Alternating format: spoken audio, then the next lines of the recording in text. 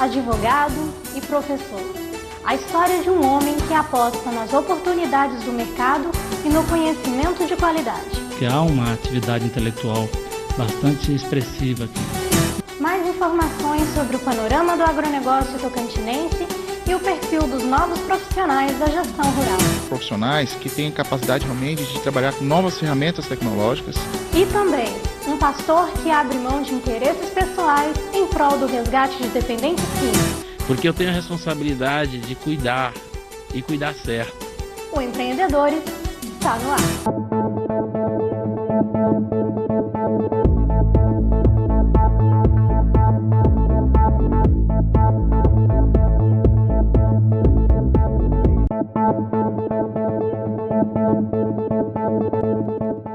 Qual a relação entre um músico, um advogado e um professor?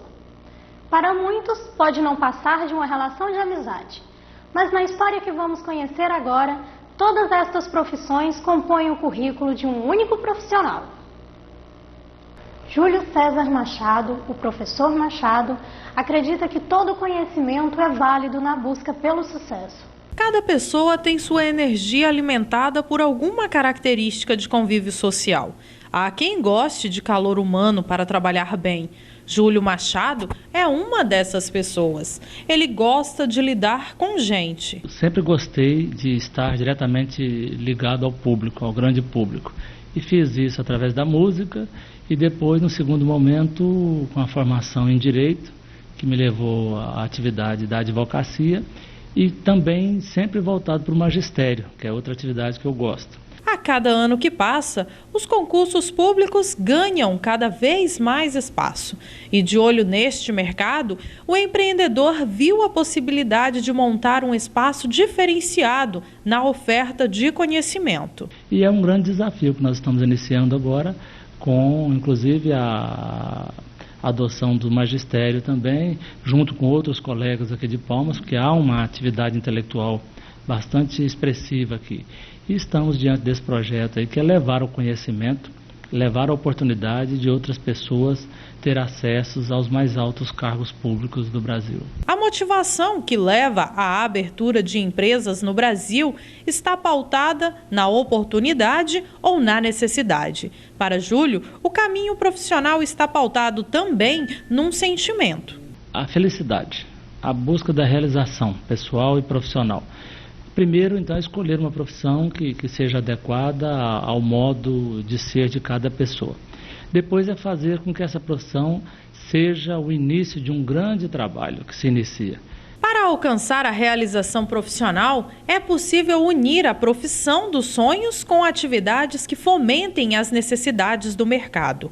Muitas vezes, optar por este caminho traz bons desafios. Você se posicionar à frente aí de uma sala cheia de alunos, você está lidando com as esperanças daquelas pessoas, né?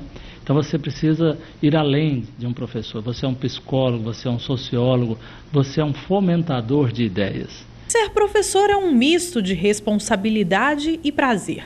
Uma profissão que exige dedicação e paciência, mas que ao mesmo tempo oportuniza novos horizontes à vida das pessoas. Ver a satisfação do aprendizado e o resultado é a aprovação, seja em concurso, seja melhorar na sua carreira profissional, é o que vem a satisfação de saber que você está exercendo uma atividade que está sendo remunerada por aquilo, mas que está possibilitando as pessoas de mudarem de vida e não ficarem dependendo de uma situação pré-ordenada. Para Júlio, nós já nascemos empreendedores.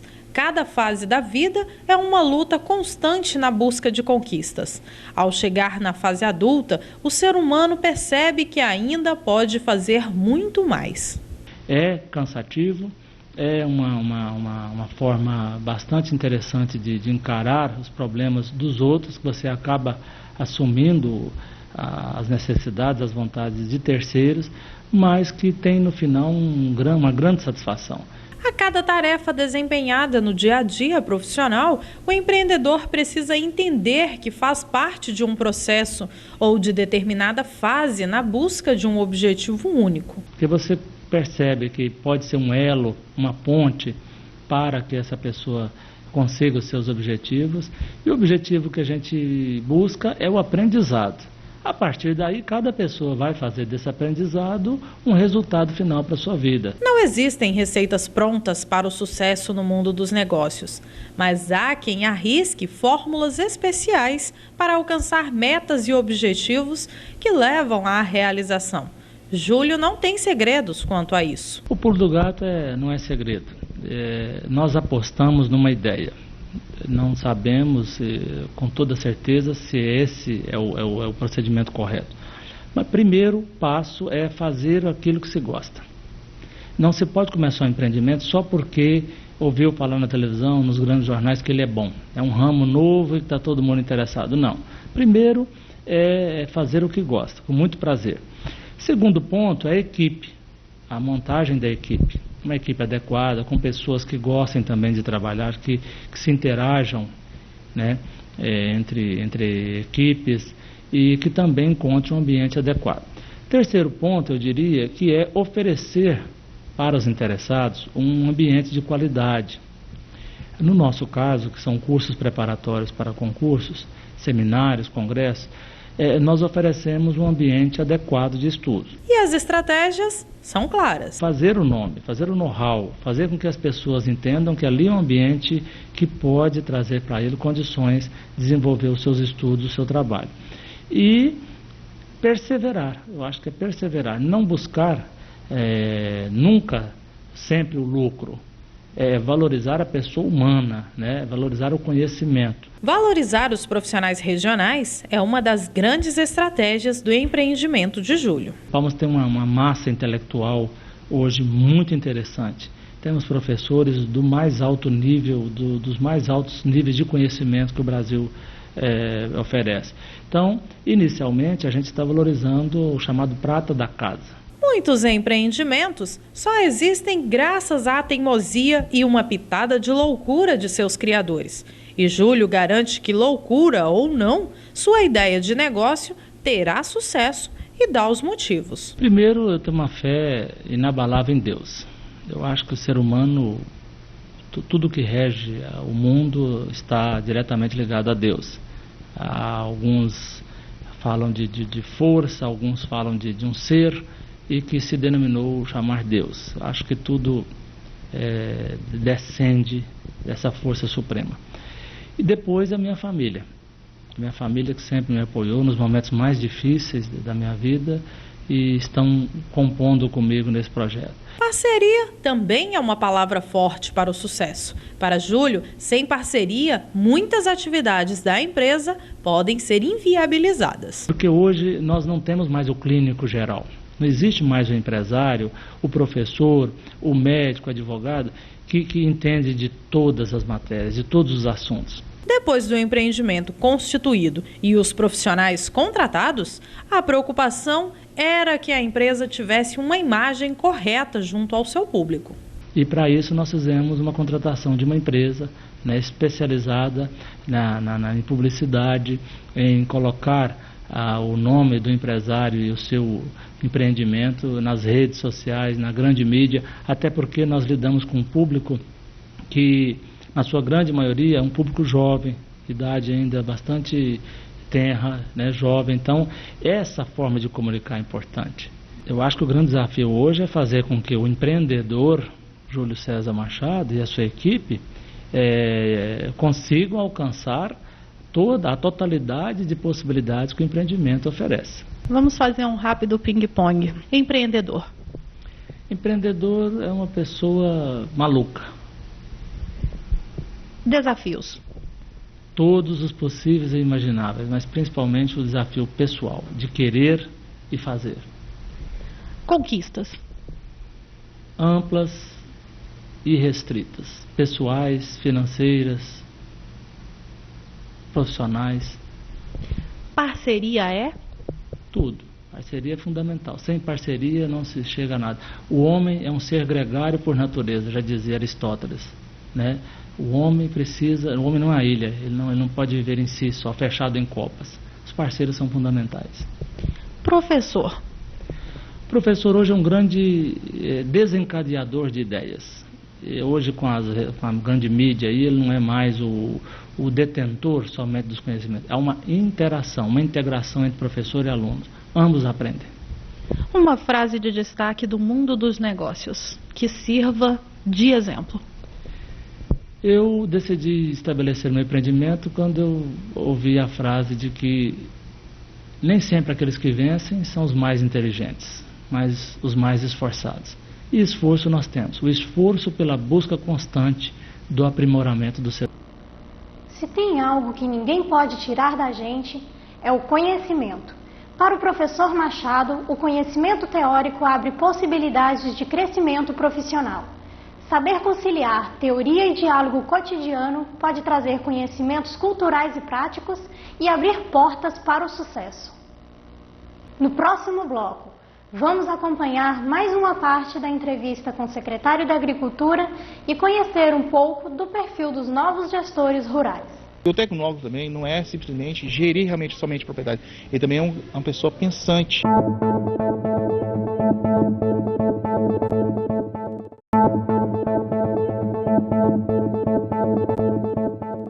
Que o agronegócio tocantinense ainda tem muito espaço para crescer, já não é nenhuma novidade.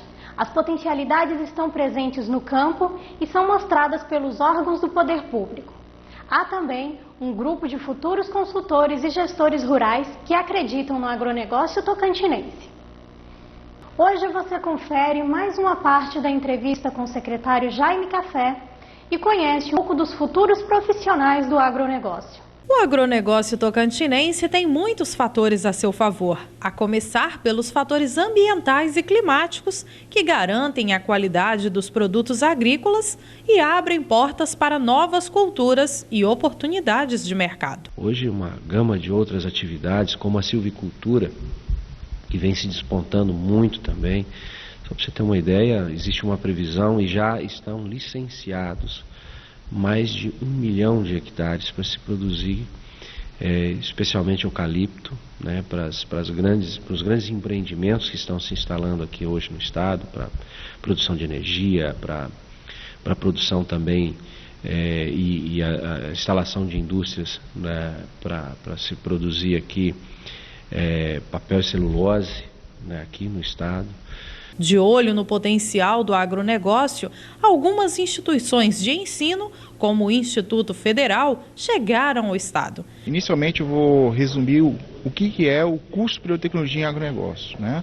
É um curso criado em 2009, segundo semestre de 2009, aqui no Instituto Federal de Educação, Ciência e Tecnologia, aqui do Campus Palmas. Esse tecnólogo ele tem um período de 3 anos para se formar, e nesse período de 3 anos ele terá condições de tirar 2 certificações tecnológicas, se tornar consultores em determinadas áreas. Uma delas é ser consultor em gestão do agronegócio e consultor em processo e produção do agronegócio.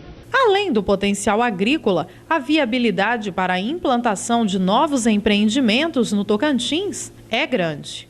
Fábricas de ração, né, indústrias voltadas aí para a ração bovina, suína, de aves, do peixe, né, que nós temos um potencial enorme aqui no Lago de Palmas, que finalmente o Ministério da Pesca, que é quem coordena aí as estruturas dos parques aquícolas, e o nosso parque aquícola de Palmas, que já encontraram condições da gente produzir mais de 160 mil toneladas de peixe ano, somente no Lago de Palmas aqui, o que significa aí quase que a metade da produção nacional.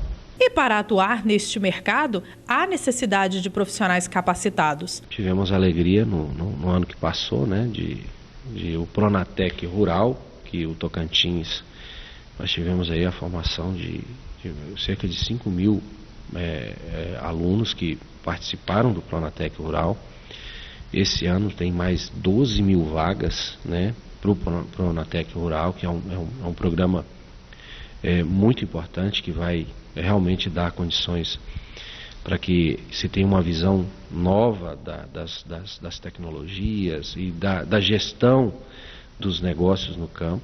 A demanda por técnicos soma-se à oportunidade para gestores e outros profissionais especializados em agronegócio, capazes de atuar nas novas empresas urbanas e rurais.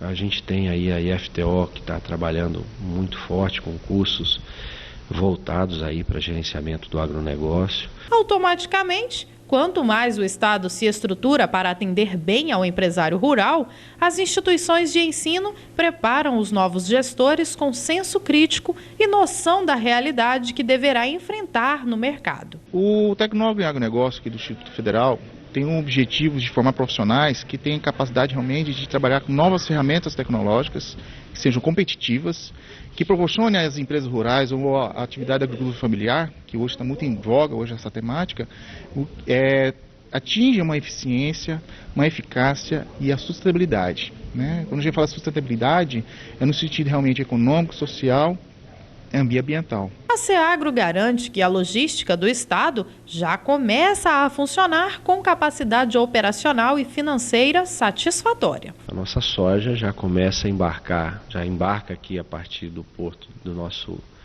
Porto Seco de Colinas ali, com preços muito competitivos, né? Nós temos aí notícias de contratos feitos pela Bung na casa dos R$60 a tonelada a partir de Colinas, quando a soja que sai das principais regiões produtoras do Mato Grosso a mais de R$300 a tonelada para chegar no porto. A nossa está chegando na faixa de R$50 a R$60 a tonelada a partir de Colinas. Isso demonstra a competitividade e o porquê de um aumento de cerca de 20% de produção de uma safra para outra, que é o que nós estamos acompanhando agora nessa safra 2013. De fato, o governo federal tem investido na educação ligada ao agronegócio no Tocantins. E não é só para cursos técnicos, como também para cursos superiores. No Instituto Federal do Tocantins, formar profissionais para gerir as empresas rurais é uma das metas que vem sendo cumpridas. O Tecnólogo em Agronegócio tem um foco principal, sim, gerir as cadeias produtivas do agronegócio, né?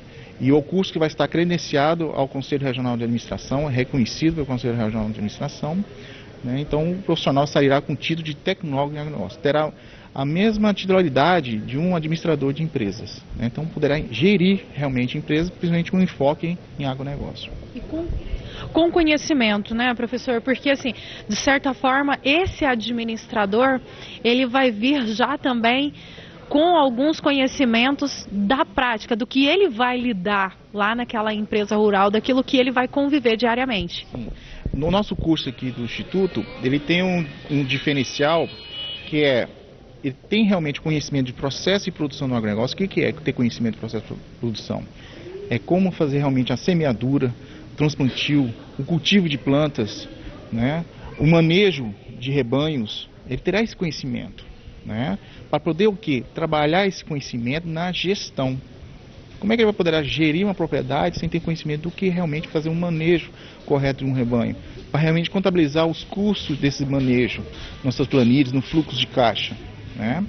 E além também do que elaborar projetos agropecuários para esse fim, até mesmo para captar recursos nos órgãos de fomento, né, dos bancos ou instituições de pesquisa, porque o tecnólogo também não é simplesmente gerir realmente somente a propriedade, ele também é uma pessoa pensante. Se não há um conhecimento, de certa forma, da zootecnia, do agrônomo, é impossível também, vamos usar o termo, né, dar ordens a uma equipe. Sim, sim. Então, esse é o papel do tecnólogo, é isso, é realmente estar numa condição da equipe, né, dependendo da instituição que ele está trabalhando, uma empresa que está trabalhando, sendo realmente o responsável e ter realmente o entendimento da linguagem, dentro da área de ciências agrárias ou ciências sociais aplicadas, ou também na área humana, né, que contempla o nosso curso também.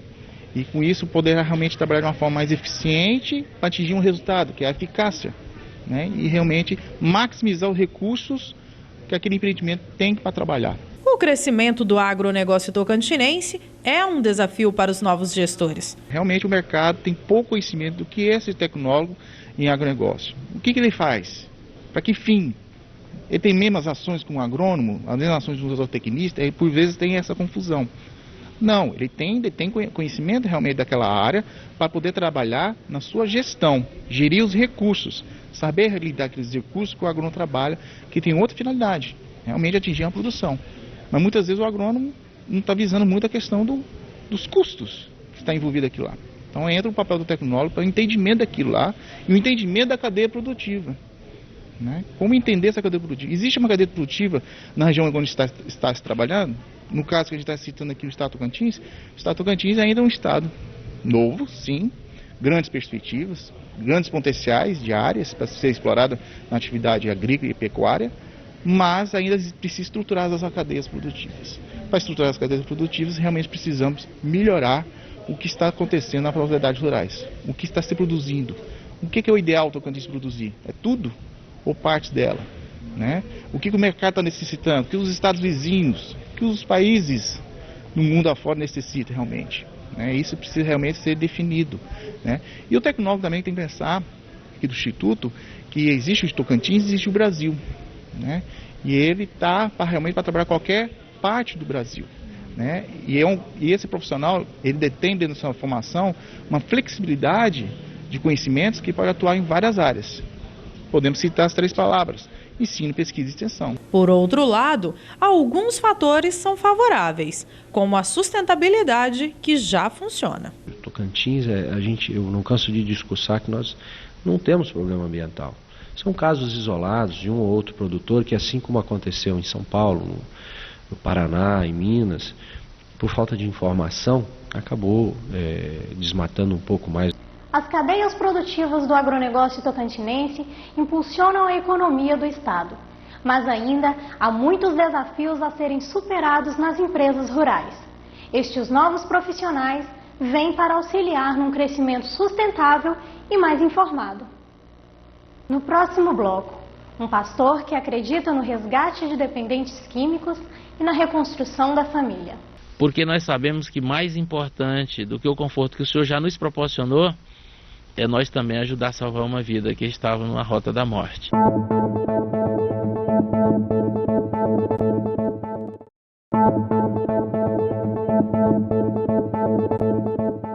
Do apoio a pessoas em presídios, à convivência com problemas relacionados ao mundo das drogas e à constatação da falta de um local para tratamento de dependentes químicos, surgia uma inquietação.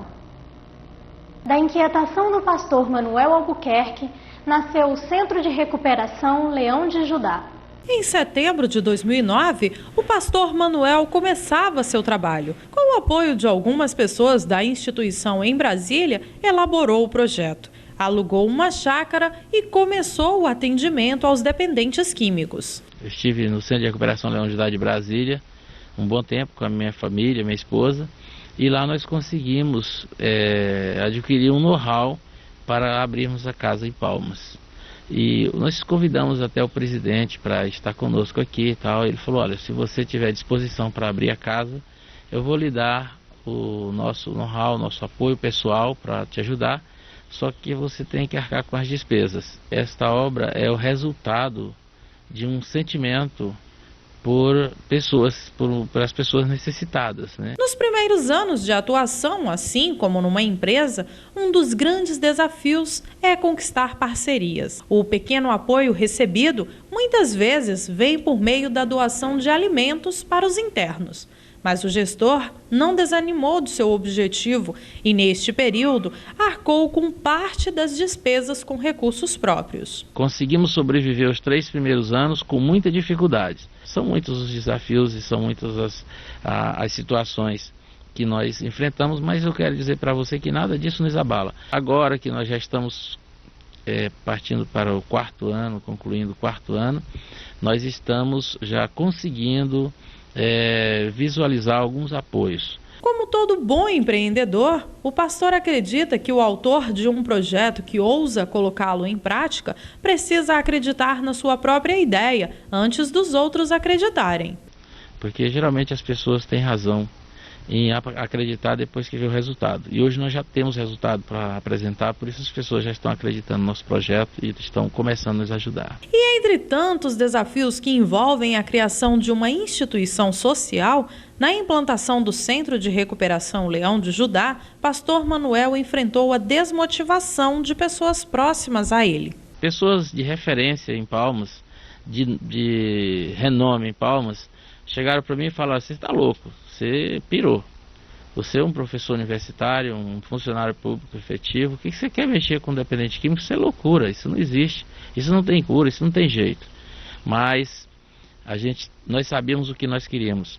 E finalmente, hoje, essa pessoa mesmo que chegou com uma palavra dessa, ou outras também similar, hoje são pessoas que hoje reconhecem o trabalho, acreditam e hoje até nos parabeniza pela coragem. Lidar com um problema social, que é o caso de segurança e saúde pública, não é uma tarefa fácil. Tirar dependentes da rua, cuidar de pessoas debilitadas e desacreditadas na vida exige dedicação, mas traz recompensas. E você começar a trabalhar essa pessoa, abordando essa pessoa e trazer para cuidar, colocando chá na boca dele, colocando os primeiros alimentos, porque ele não tinha mais condições de se alimentar. E hoje eu poder ver essa pessoa até mesmo ajudando na obra aqui, depois de tantos anos, hoje já cooperando com aqueles que estão chegando. Algumas pessoas têm a decisão de desenvolver projetos sociais, mas não contam com a mesma decisão ou disponibilidade de tempo por parte de suas famílias. No meu caso, eu acredito que eu fui chamado juntamente com a minha esposa para essa missão.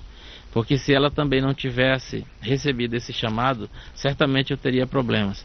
Porque muitas vezes eu tenho abrido mão do tempo que eu deveria dedicar às vezes à minha esposa e à minha filha, para cuidar de uma pessoa que eu nunca vi, que eu não sei nem quem são os pais, porque foi uma pessoa que eu encontrei na rua. O trabalho desenvolvido pelo casal complementa a ação um do outro.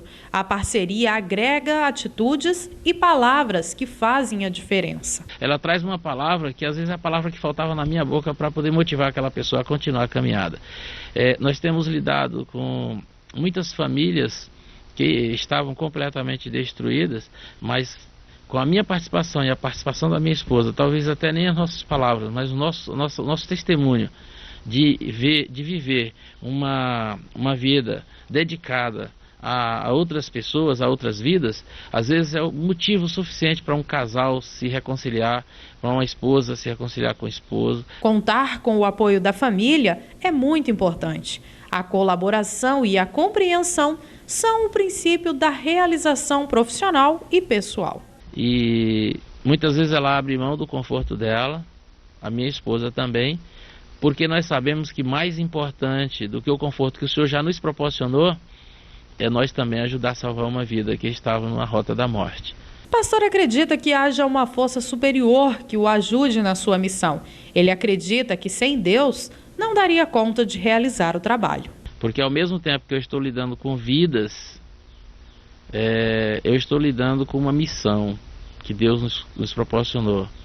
Então, eu não tenho como mensurar essa responsabilidade, porque eu tenho a responsabilidade de cuidar, e cuidar certo, e não errar, porque um erro pode ser fatal. Uma situação marcante para o pastor foi o resgate de um dependente que a família já considerava ter perdido para o mundo das drogas.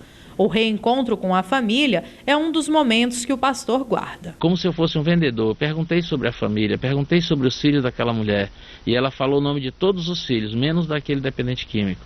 E eu perguntei para ela, mas não tem mais um? Ela disse não, só tenho esses filhos. Eu digo, e o fulano, o nome dele?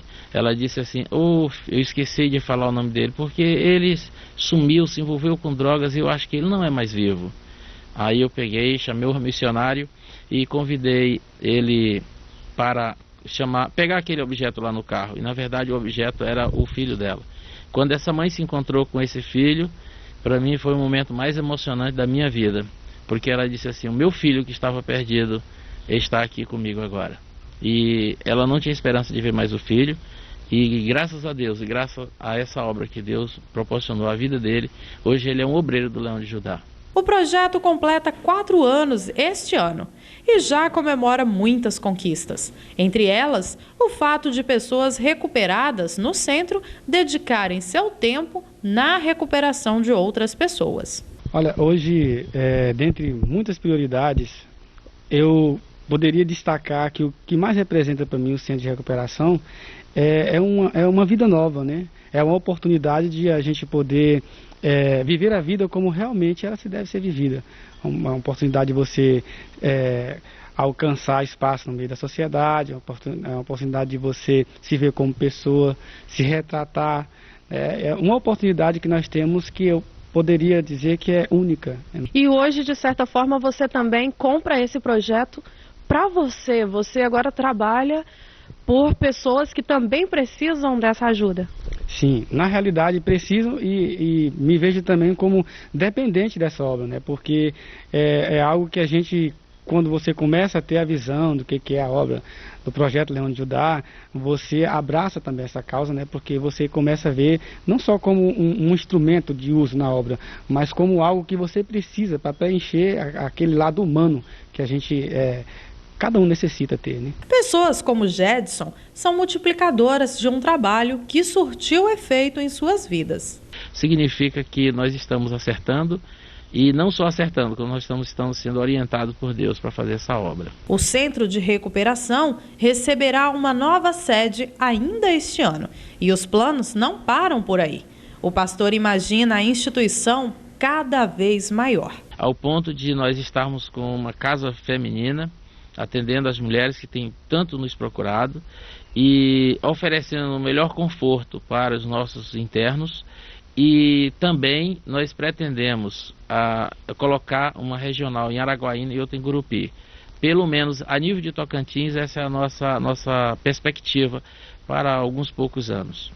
Depois de contar sua história com o Centro de Recuperação Leão de Judá, em poucas palavras, o pastor resume a importância do projeto social no qual ele acreditou há pouco mais de 3 anos atrás. Você pegar uma mãe chorando, uma mãe amargurada, sofrida, ferida, com a vida sem perspectiva nenhuma, porque um filho conseguiu destruir toda a paz da casa, das perspectivas, os sonhos, e você pegar essa pessoa, cuidar dela e depois você devolver essa pessoa para a mãe e a mãe chorar de alegria, como foi o caso de uma mãe que recebeu agora no domingo passado a conclusão de 1 ano de internação do seu filho, e que ela estava chorando, mas ela estava chorando e você poderia ver a alegria e a satisfação no seu rosto, porque ela estava chorando de alegria por estar vendo seu filho restaurado e hoje se envolvendo num projeto como esse para ajudar muitos outros jovens que estão precisando.